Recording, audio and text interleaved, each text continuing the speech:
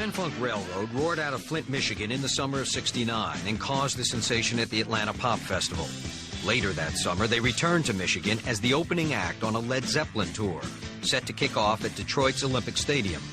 Mark, Don, and Mel were cheered as local heroes. I think we were stealing the thunder from the old Led Zeppelin boys. Midway through their performance, the crowd began to pick up chairs and anything they could reach in adulation in response. It was overwhelming, an unbelievable response. Peter Grant, Led Zeppelin's manager, is getting ticked. He's getting peeved because my band's not going to be able to follow him. That's, I'm sure that's what he's thinking. Peter Grant, man, is a huge guy. Peter Grant was a 6'4", 280-pound ex-professional wrestler. He came over to me and bent over me and said, "You will take the group off the stage immediately." At the same time, he reached over with one arm, grabbed me by the neck and shirt, and lifted me completely off the ground to his eye level. Looking me directly into the eye, he said, "I said immediately." And the power went off. Well, what the heck's this? Terry comes up on stage and he announces to the audience, that Led Zeppelin's afraid to follow Grand Funk.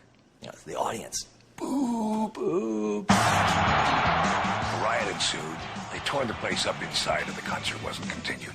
At that point, we said, yeah, we blew Zeppelin off the stage. How about that?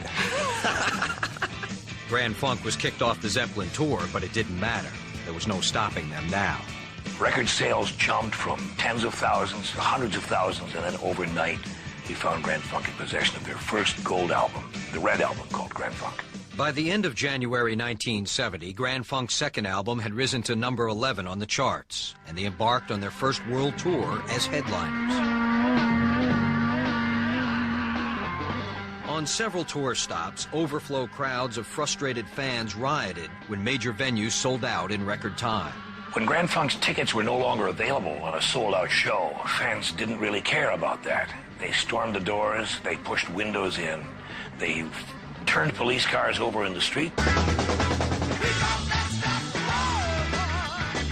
They wanted to get in. We were the people's band. We were saying things with music in song. I wrote songs about the Vietnam War. People, let's stop the war. I wrote songs about crooked politicians and about the environment. I think the reason that a lot of people who are from the working class, related to Grand Funk's music is because, we were the group of people that were sent over to Vietnam to kill and be killed. And for what reason? They didn't send the rich kid over from Yale.